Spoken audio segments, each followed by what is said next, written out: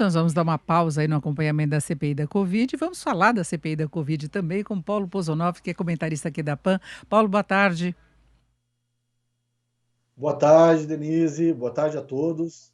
Bom, Paulo, mais um depoente que tenta driblar todas as acusações, todas as provas que apresentam com relação a ele, só que nesse caso se tenta estabelecer uma relação com a família do presidente Bolsonaro, especialmente com Jair Bolsonaro, não é? E ele era um lobista. Né? Mas Marcos Rogério até questionou que ele não tem a menor experiência, ele disse que não conhece ninguém, né? Não conhece os políticos, ele nega qualquer relacionamento. Como é que você avalia o depoimento de hoje? Denise, antes de entrar aqui, eu estava pensando, né, o que, que eu ia falar para dar uma animada até nessa CPI, né, é uma CPI assim, que perdeu muita força nas últimas semanas e perdeu força, inclusive, entre os opositores do presidente Jair Bolsonaro, porque depois daquela carta ali, aquela declaração à nação, os ânimos se arrefeceram um pouco. Então, a CPI perde um pouco de força nessa tentativa, né, de colocar sobre o governo Bolsonaro a acusação aí de um governo corrupto. Mas que figura obtusa e obscura é esse sujeito que está depondo na CPI? Então, antes de entrar aqui, eu estava pensando nisso também. A gente viu vários trambiqueiros aqui, várias dessas pessoas, desses personagens muito estranhos. E é muito interessante notar como nenhum deles teve hombridade, né?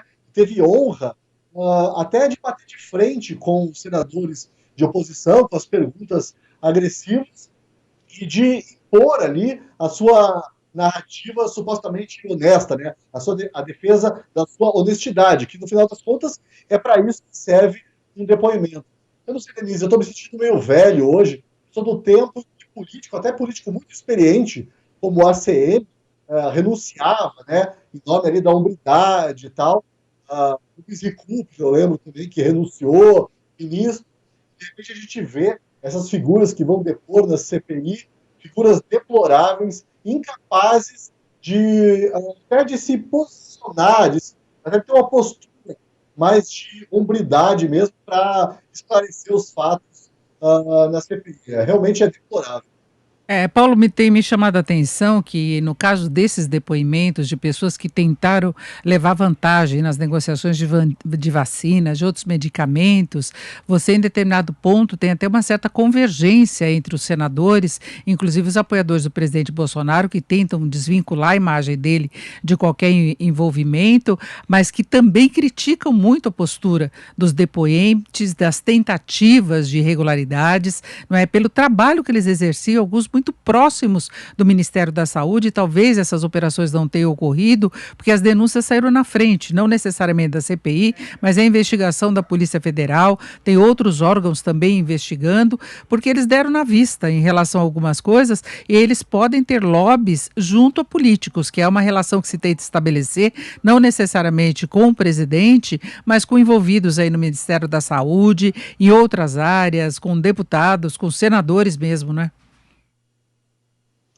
Eu tenho falado aqui já várias vezes que o Estado, né, ainda mais o Estado brasileiro, nessa questão da pandemia, era ali uma montanha de açúcar atraindo essas formiguinhas que queriam tirar algum tipo de proveito dessa tragédia nacional. O que me espanta também, Denise, é aí o despreparo dos senadores de oposição, né? Porque essas são figuras, você bem colocou, são figuras obscuras, elas têm ali, elas usam o habeas corpus que o STF lhes dá legitimamente, o STF está aí para isso, né, para proteger as pessoas da tirania do Estado. Mas elas usam para esconder alguma coisa. Isso fica muito patente para quem está assistindo.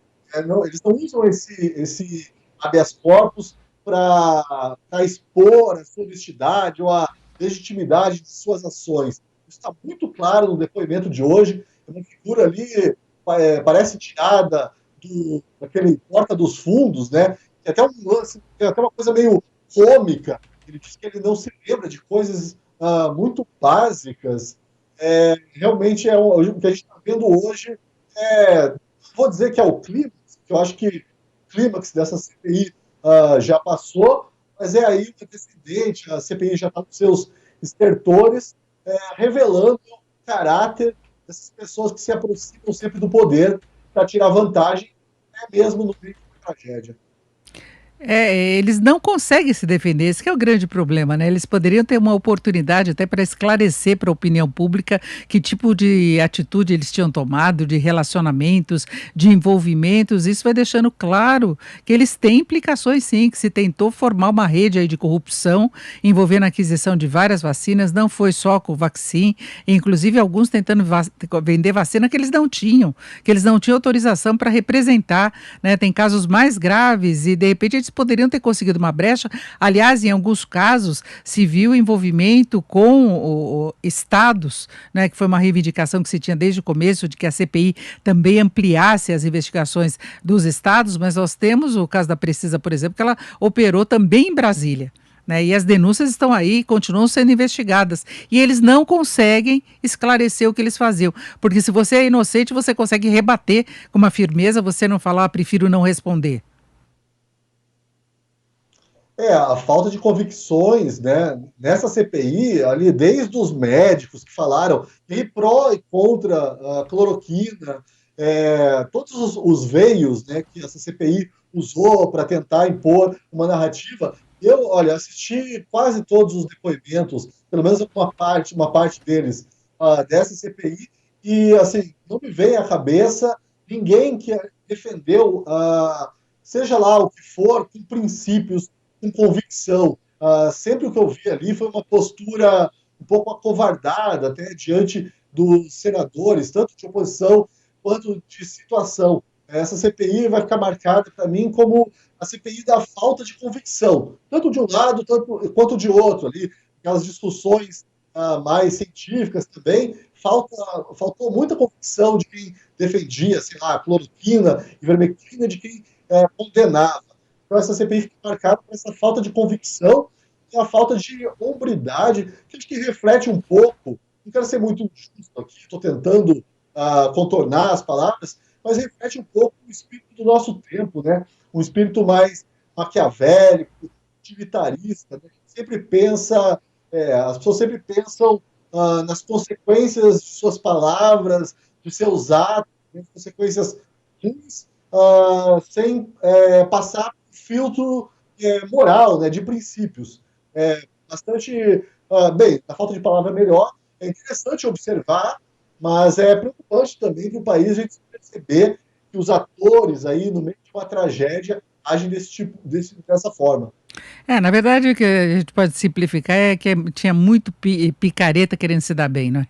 Numa situação dramática que o país enfrentou, da pandemia, que é uma situação global, né, um desafio para a humanidade vencer essa pandemia, e tinha muito picareta querendo se dar bem.